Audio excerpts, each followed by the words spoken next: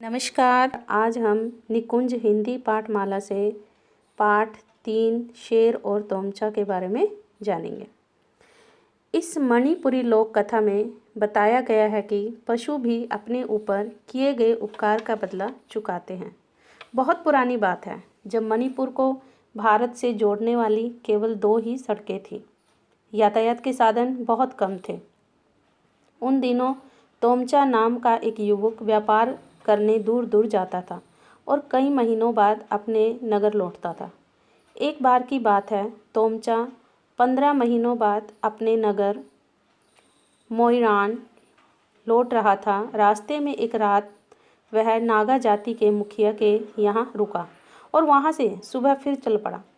सुबह का दृश्य बहुत सुहावना था।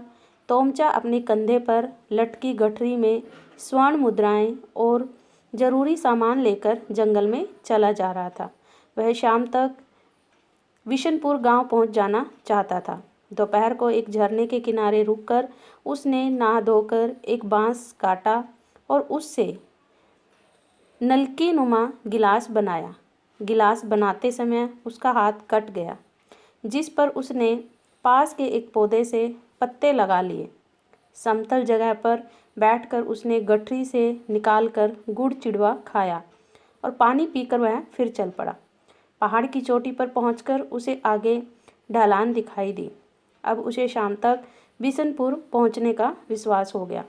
थोड़ा आगे पहुंचने पर उसने एक शेर को बैठे देखा। थोड़ी दूर एक जंगली सुअर खड़ा था।